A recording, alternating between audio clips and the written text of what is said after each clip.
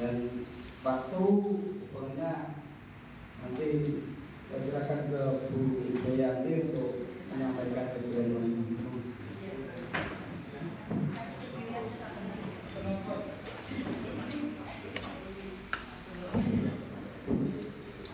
Assalamualaikum warahmatullahi wabarakatuh. Yang saya hormati Bapak Bambang, terima kasih atas kesempatan yang diberikan. Bapak, Ibu, Guru, dan staf tata administrasi sekolah yang sampai detik ini masih di ruangan Fisika untuk mengikuti tugas aksi nyata saya, desiminasi. Perkenalkan, saya Wijayati, CGP Angkatan 7 Kabupaten Tuban. Dalam kesempatan kali ini merupakan aksi nyata yang harus dan wajib saya paparkan tentang modul 1.4 budaya positif. Next. Diawali di modul 1.1 saya mempelajari tentang filosofi Ki Hajar Dewantara, di mana pendidikan diartikan sebagai tuntunan dalam hidup tumbuhnya anak-anak, menuntun segala kodrat yang ada pada anak sehingga mencapai keselamatan dan kebahagiaan. Untuk itu, untuk mewujudkan budaya positif di lingkungan sekolah, maka siswa, stakeholder sekolah harus menciptakan rasa aman dan nyaman untuk mewujudkan merdeka belajar. Ada pertanyaan pemantik Bapak Ibu, mohon dijawab ya. Apakah Bapak Ibu setuju atau tidak setuju dengan pernyataan ini? Yang pertama, per aspek ya, hukuman dapat mendisiplinkan anak. Setuju apa tidak Bapak Ibu? Tidak. Mungkin bisa raise your hand. Maaf Bu Wilis, belajar bahasa Inggris. Berapa yang setuju? Monggo Bu Yuna. Kenapa kok? Setuju kok tidak setuju? Kenapa Bu Yuna? Monggo ada mic. Monggo Bu Yuna yang keras suaranya. Baik, terima kasih Bu Yanti. Kenapa saya tidak setuju dengan hukuman? Cenderung anak tersebut mendapatkan hukuman itu takut pada saat itu saja, tapi dia tidak akan jera. Hukuman tidak akan membuat anak tersebut jera. Cenderung anak tersebut tambah berbuat yang lebih di kemudian hari. Itu hukuman. Berarti tidak setuju. Mungkin ada yang setuju Bapak Ibu? Oke.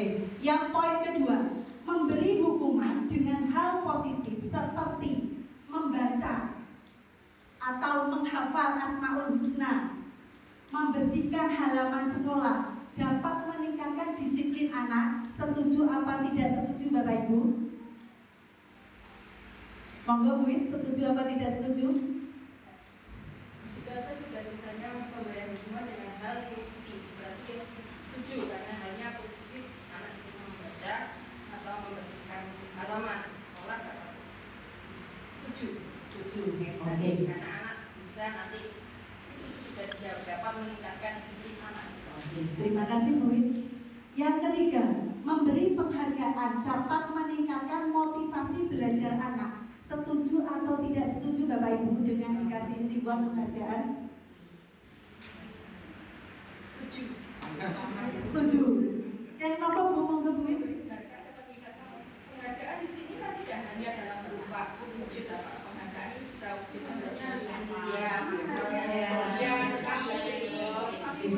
Terima kasih. Lanjut Bu Yuna. Dari sini aja kita bermain sejenak Bapak Ibu. Mungkin Bu Lia bisa mengedarkan secari kertas yang sudah saya gunting di belakang. Bapak Ibu, ada perubahan paradigma yang saya pelajari di modul 1.4. Mohon maaf, bukan bermaksud menggurui, tapi ini harus saya sampaikan karena terkait dengan apa yang saya pelajari. Yang pertama, kegiatan kepalan tangan. Jika A dan B, Anda, panjenengan, dan teman sampingnya, sobeklah secari kertas kecil, kertas sudah saya edarkan Bapak Ibu, tuliskan benda atau atau sesuatu yang sangat berharga untuk Anda, letakkan di salah satu tangan Anda. Genggam sesuatu tersebut dengan segala daya. Buatlah sebuah kepalan. Monggo Bapak Ibu semua menulis apa yang diinginkan, dikepalkan tangannya. Kemudian teman sampainya B mencoba dengan sekuat tenaga berbagai cara meminta Anda memberikan benda tersebut. Bisa membujuk, mengecam, menghardik, merayu, menyuap, apa saja yang dapat dilakukan untuk membuka kepalan tangan. Monggo Bu Yuna sama Bu Win praktek di depan. Ya, yang nulis monggo Bu Win, yang membuka adalah Bu Yuna. Monggo berdiri biar saat disuntik itu kelihatan. Oke. Apa yang terjadi dengan kepalan tangan Bu Win saat Bu Yuna mencoba untuk membuka? Apakah Bu Win mempertahankan sekuat tenaga atau bisa lepas begitu saja?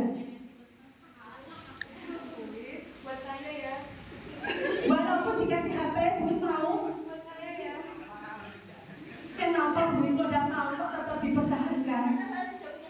Oh, kalau Bu Yuna ngasih sesuatu lagi lebih dari HP, kenapa Bu Win tidak mau? Oke, terima kasih. Apakah semua begitu Bapak Ibu? Mohon Bu Win memberi sedikit tanggapan kenapa panjenengan tadi kok tidak membuka tangan saat Bu Yuna berusaha untuk menarik tangan panjenengan. Menghadap kamera. Kenapa saya tadi tidak membuka kepala tangan saya? Karena di dalam tulisan yang saya buat itu kemungkinan orang pun tidak akan bisa mengartikan atau membaca. Itu tulisannya mungkin tidak. Tulisannya langsung dari sono, Karena ini merupakan juga tulisannya bisa merupakan rahasia. Berarti kesimpulannya apa yang ada di genggaman kita sebisa mungkin kita pertahankan. Begitu juga dengan keadaan diri kita. Apabila disuap, disuruh korupsi, agar kita untuk mempertahankan. Mungkin begitu Bapak Ibu.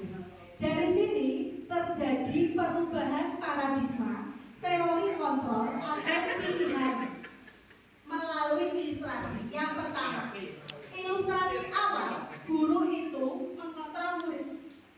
Yang kedua, bahwa kritik dapat membuat orang merasa bersalah dan dapat menguatkan karakter paradigma sebelumnya. Yang ketiga, ilusi bahwa semua penguatan positif, efektif dan bermanfaat. Sedangkan yang sering saya lakukan, ilusi bahwa orang dewasa memilih hak untuk memaksa. Misal, saya memaksa anak saya untuk belajar. Saya memaksa murid saya harus dapat nilai bagus. Mungkin begitu Bapak Ibu. Lanjut Bu. Terus dengan. Nah, dari sini modul yang akan saya bahas itu adalah budaya positif. Apa itu budaya positif? Nilai-nilai, keyakinan, pembiasaan yang ada di sekolah, yang semuanya itu berpihak pada murid, yang dapat berkembang menjadi pribadi yang kritis, penuh hormat dan tanggung jawab. Di mana budaya positif dibuat oleh seluruh warga sekolah dan stakeholder yang terkait. Selain budaya positif ini mendorong anak untuk menciptakan proses memerdekakan dirinya sehingga mereka nantinya menjadi anak yang mandiri dan bertanggung jawab. Di modul 1.4 ini, poin penting yang akan dibahas adalah disiplin positif, teori motivasi, hukuman dan pelanggaran. Yang ketiga, teori kontrol guru, kebutuhan dasar manusia, keyakinan kelas dan sertifikat restitusi.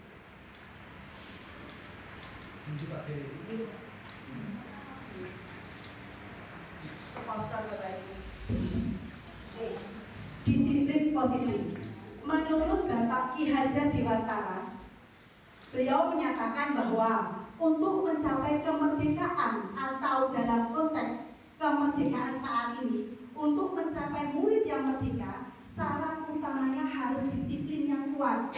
Disiplin yang dimaksud di sini adalah disiplin diri yang memiliki motivasi internal, sehingga seseorang memiliki disiplin diri berarti mereka atau peserta didik kita akan bertanggung jawab terhadap apa yang dilakukannya berdasarkan tindakan mereka pada nilai-nilai kebajikan universal. Apa itu nilai kebajikan universal? Nilai-nilai kebajikan universal adalah sifat-sifat positif yang merupakan tujuan mulia untuk mencapai individu yang lebih baik. Nilai kebijakan universal berarti nilai yang telah disepakati. Lanjut. Nilai-nilai kebajikan pada murid harus mengacu pada profil pelajar Pancasila. Yang pertama adalah beriman dan bertakwa kepada Tuhan Yang Maha Esa dan berakhlak mulia, berkebinekaan global, gotong royong, mandiri, kreatif, dan bernalar kritis. Terima kasih kepada pihak sekolah yang semua kelasnya sudah terpasang nilai-nilai profil pelajar Pancasila. Selanjutnya, beda antara motivasi, hukuman, dan penghargaan, serta restitusi. 3 motivasi pada perilaku manusia. Yang pertama, seorang manusia seperti saya mempunyai motivasi. Yang pertama, saya mendapatkan imbalan atau untuk dihargai orang lain. Yang kedua, saya termotivasi juga untuk menghindari ketidaknyamanan atau hukuman, sehingga saya melakukan hal-hal yang tidak melanggar. Yang ketiga, untuk menjadi orang yang mereka inginkan dan menghargai diri sendiri dengan nilai yang mereka percayai. Lanjut, Bu. Nah, ini Bu, mohon maaf, kalau membahas hukuman itu apa yang ada di modul kadang tidak sesuai apa yang saya lakukan, Bapak Ibu. Hukuman bersifat tidak terancam atau tiba-tiba yang bersifat satu arah dari pihak guru yang memberikan muridnya hanya menerima suatu hukuman tanpa melalui kesepakatan atau pengarahan dari pihak guru, baik sebelum maupun sesudahnya, berupa fisik atau psikis atau kata-kata. Mohon maaf, Pak, kalian bisa dibantu konsekuensi, Bapak Ibu. Konsekuensi merupakan tindakan yang sudah terencana, disepakati, sudah dibahas, dan disetujui oleh murid dan guru yang umumnya konsekuensi di luar sekolah dan murid sudah mengetahui sebelumnya apabila melakukan pelanggaran. Mungkin ini sama dengan buku biru, buku kepribadian, semuanya ada nilainya. Mohon bantu dijawab ya Bapak Ibu. Tindakan guru ini termasuk hukuman atau konsekuensi. Mencatat 100 kali dalam buku kalimat, saya tidak akan terlambat lagi. Hukuman atau konsekuensi? Hukuman. Oke. Yang kedua, lari mengelilingi lapangan basket terlambat hadir di sekolah. Hukuman. Murid diminta push up 15 kali. Menggantikan kertas tugas teman yang telah dicoret-coret. Konsekuensi. Membersihkan tumpahan air di meja tulis karena tersenggol saat belajar. Murid disuruh untuk mengenakan sepatu sehari yang di sekolah karena tidak mengenakan sepatu hitam. Oh, ini maksudnya tidak disuruh mengenakan sepatu, intinya nyeker, Bu. Hukuman atau konsekuensi? Konsekuensi karena dia tidak melanggar. Oke. Lari mengelilingi lapangan basket 2 kali karena terlambat 10 menit untuk PJOK. Hukuman. Oke, lanjut, Bu. Oke, mencatat 100 kali hukuman. Lari mengelilingi hukuman. Murid push up hukuman. Mengganti kertas konsekuensi. Membersihkan tumpahan air konsekuensi. Murid disuruh untuk tidak mengenakan sepatu seharian di sekolah. Hukuman. Lari mengelilingi lapangan konsekuensi.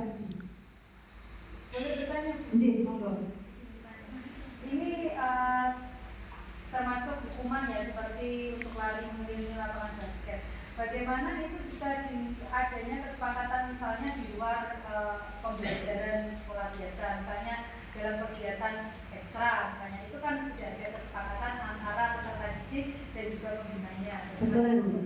Nah, dari sini nanti intinya kita membiasakan atau berusaha untuk membuat kesepakatan kelas. Dari kesepakatan kelas itu nanti apabila anak melanggar kan tahu, sehingga kalau kita memberi konsekuensi dia kan juga tahu. Berarti kita sosialisasikan kepada peserta didik apa yang boleh, apa yang tidak. Di slide selanjutnya. Oke. Perbedaan hukuman dan konsekuensi. Yang pertama, kalau kita hukuman, sesuatu yang menyakitkan harus terjadi. Tetapi kalau konsekuensi, sesuatu yang harus terjadi.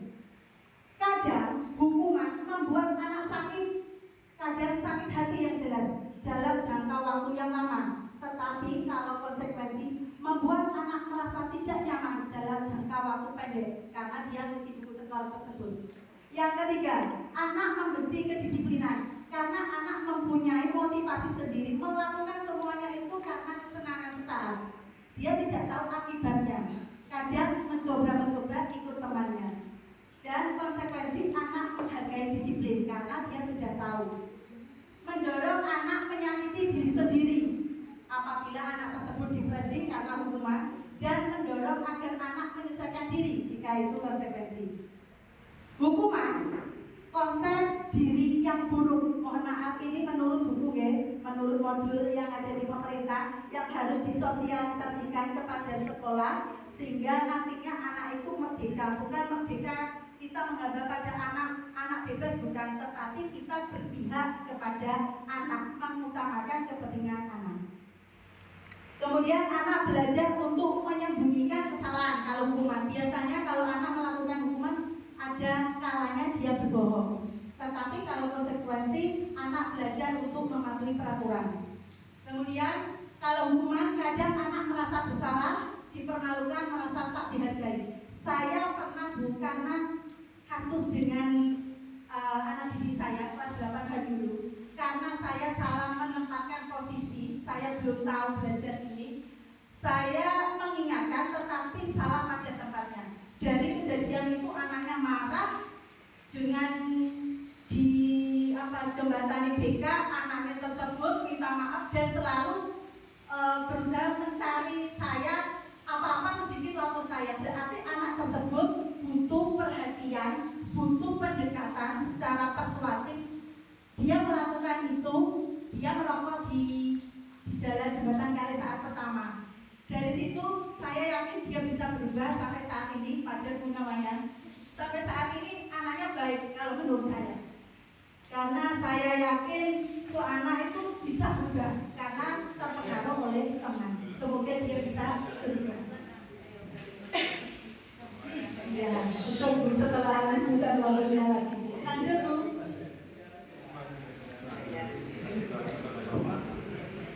Mengingatkan lagi Pak, mohon maaf, saat dulu saya SMP, suatu ketika ada teman saya mendapat hukuman karena merokok di sekolah.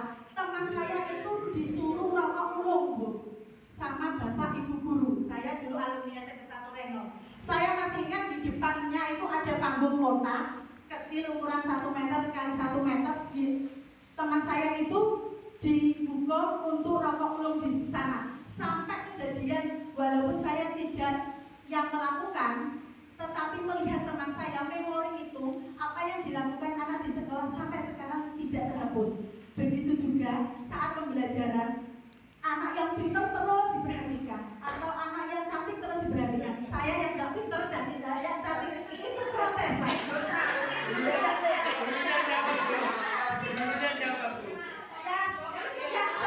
Yang selalu memberi perhatian kepada yang cantik dan yang pintar, mohon maaf Pak Selamat. Karena saya ada yang pintar dan yang cantik. Ada juga yang mendapat hukuman Pak. Masih ingat Pak? Anak disuruh rokok mulung. Sampai sekarang ketika reuni ada pertemuan itu Pak yang jadi bahasan. Pak Sabras. Saya masih ingat, saya itu dulu 2B, 3B tidak pernah diajar oleh Pak Sabras. Saya diajar oleh di Ampung Apel Matematika oleh Pak Imam Kambali. Pernah juga teman saya karena tidak masuk kelas itu digebui sama garisan. Itu hal yang biasa kalau dulu, tetapi tidak tahu kalau sekarang. Itu walaupun saya tidak dapat hukuman itu, tapi saya melihat itu terekam ternyata setelah 25 tahun yang saya alami itu tidak, Pak. Bayangkan seandainya saya yang dihukum, mungkin sampai saya tua atau saya punya anak masih membekas, Pak. Tidak. Kalau dulu saya ingat, saya diajari nari tambah menjenguk gini loh. Itu di kelas 8 tuh. Itu ada kaca yang besar. Ada kaca yang besar, terus semuanya diajak menari. Disuruh bulit itu dulu ada kayak pentas suruh menari. Saya dulu yang belajar menari. Lagunya masih saya ingat sampai sekarang dan saya hafal, Bulan Andong-Andong. Kelompok saya itu kelompoknya Winase, Mbak Trisni, ya. Jadi apapun yang kita alami di sekolah saat dulu Bapak Ibu teringat sampai sekarang. Memori itu tidak pernah terhapus. Nah, makanya dari sini pemerintah menginginkan kita melakukan segitiga restitusi. Apa itu segitiga restitusi? Restitusi dulu Bapak Ibu. Restitusi adalah proses penciptaan kondisi bagi murid untuk memperbaiki kesalahan mereka sehingga mereka berhasil kembali pada kelompok mereka dengan karakter yang kuat. Restitusi merupakan kolaborasi untuk mencari solusi dari apa yang telah dilakukan. Lanjut. Nah, dari sini Bapak Ibu mungkin nanti bisa dijembatani pihak sekolah. Setiap kelas itu membuat kesepakatan kelas dulu. Dari kesepakatan kelas nanti bisa dipetik keyakinan kelas. Apabila nanti ada anak yang melanggar, kita melakukan konsekuensi dengan menyekor, itu lebih baik daripada kita menghukum. Keyakinan kelas adalah salah satu disiplin positif yang bisa kita terapkan dalam membangun budaya positif di sekolah. Dengan adanya keyakinan kelas, diharapkan nanti harapan pemerintah dapat mewujudkan profil pelajar Pancasila. Pembentukannya terserah dari Bapak Ibu masing-masing, terserah dari Bapak Ibu wali kelas, bentuknya juga bebas. Lanjut kita.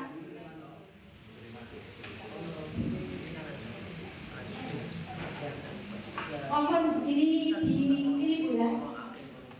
Termasuk keyakinan kelas apa tidak? Ada peraturan. Selalu memberikan buku ke tempatnya, selalu kembalikan buku di tempatnya. Keyakinan kan? Orang lain. Mungkin ada yang bisa membantu, bisa menjawab apakah termasuk keyakinan kelas atau tidak. Monggo Bu Dia.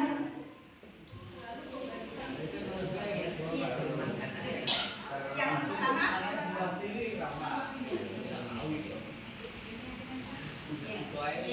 yang kedua, yang ketiga, yang keempat, kelima, keenam, ketujuh. Oke, lanjut Bu Lina. Nah, dari peraturan ditarik kesimpulan menjadi keyakinan kelas begini Bapak Ibu. Selalu dikembalikan buku pada tempatnya, berarti dia keyakinannya nanti dibuat bertanggung jawab. Dilarang mengganggu orang lain, berarti menghormati. Kita berusaha menggunakan kata-kata yang tidak itu jangan digunakan. Kalau bisa diganti yang menyerupai tidak, tetapi mengajak juga. Hadir di sekolah 15 menit sebelum pembelajaran, berarti menghormati. Sampai yang terakhir, jangan berlari di kelas atau koridor, berarti keyakinannya nanti kita buat keselamatan dan keamanan. Oke. 5 kebutuhan dasar manusia Bapak Ibu. Kebutuhan bertahan hidup, kebutuhan cinta dan kasih sayang, kebutuhan kekuasaan, kebutuhan kebebasan dan kesenangan. Lanjut Bu, karena waktunya sudah mepet. 5 posisi kontrol guru. Yang satu adalah guru sebagai penghukum, yang kedua adalah guru membuat orang merasa bersalah, yang ketiga adalah guru sebagai teman, yang keempat adalah guru sebagai pemantau, yang kelima adalah manajer. Dari sini semua 5 posisi kontrol ini diharapkan guru menjadi manajer bagi peserta didiknya agar nyaman dalam pembelajaran. Lanjut Bu. Beda antara penghukum, pembuat rasa bersalah, teman, pemantau, dan manajer. Mungkin bisa dibaca, nanti akan saya share. Lanjut Bu Yuna. Segitiga restitusi. Ini hal yang baru Bapak Ibu, dulu pernah dibahas oleh Bu Nia sama Bu Yuni dalam CPP Angkatan 7. Segitiga restitusi. Ada langkah-langkahnya Bapak Ibu. Lanjut Bu. Ketika anak melakukan kesalahan, kita bertanya dulu ke anak dengan menstabilkan identitas. Kita tanya, berbuat salah itu hal yang manusiawi. Tidak ada manusia yang sempurna. Pertanyaan yang kita lontarkan ke anak tersebut. Bapak dan Ibu juga pernah merasa bersalah. Kita bisa menyelesaikan masalah ini. Bapak tidak tertarik untuk mencari siapa tahu yang benar, siapa tahu yang salah. Tetapi Bapak ingin atau Ibu ingin menyelesaikan masalah ini dengan baik. Kalau kamu menyalahkan dirimu sendiri terus-menerus, apakah sikap baik itu ada pada dirimu? Ini termasuk menstabilkan anak untuk membuat anak menyadari akan kesalahannya. Lanjut Bu. Dari situ akan divalidasi kebutuhan. Maka yang harus dilakukan guru adalah tidak langsung mengecam, tidak langsung memarahi. Kamu bisa saja melakukan hal buruk, tetapi kamu tidak melakukannya kan? Kamu mesti punya alasan mengapa melakukannya. Kamu tetap berusaha menjadi sikap itu. Apakah kamu bisa melakukan hal yang lebih baik lagi pada esok hari? Itu yang kita ucapkan kepada anak. Kita validasi apa yang dia lakukan. Kita mengajak dia bercerita akan kesalahannya. Selanjutnya Bu.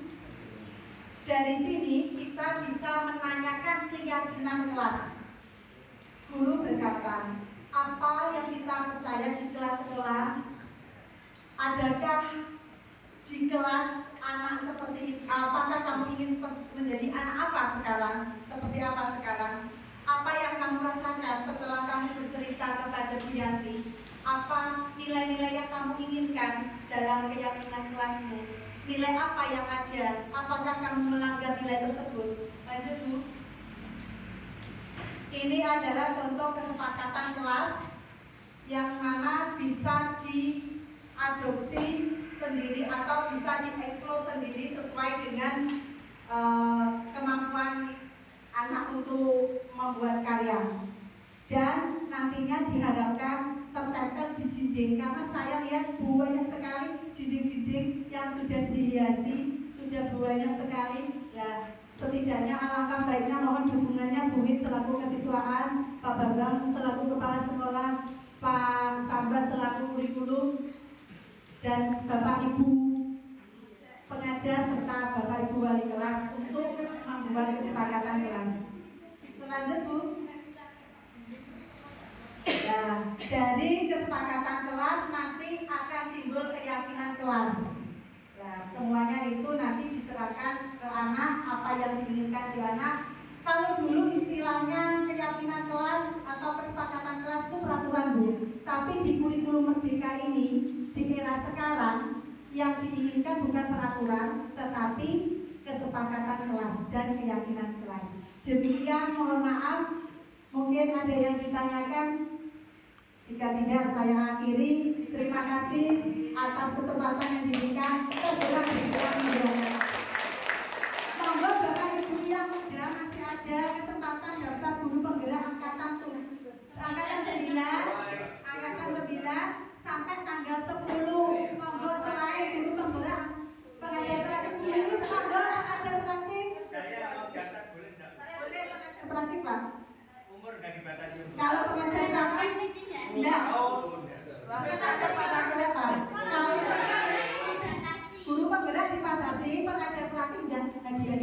Pak? Yang ini Pengajar praktik tidak dibatasi Pak. Hanya yang tahu. Semakin banyak pengajar praktek yang daftar, semakin banyak kuota untuk Kabupaten Tuban. Monggo Pak Sambas, Bu Win. Kalau dulu bergerak sudah sepakat Pak Sambas. Monggo. Paling mungkin pengajar praktek. Bu Win di situ loh, yang sangat mumpuni dan sangat energi. Bu Wati, monggo pengajar praktek Bu. Masih ada pembukaan Bu. Tugas-tugas. Pengajar praktek sudah ada. Semoga banyak yang ikut sehingga program pemerintah sukses dan semuanya bisa bergerak, tergerak dan menggerakkan. Terima kasih. Wassalamualaikum warahmatullahi wabarakatuh.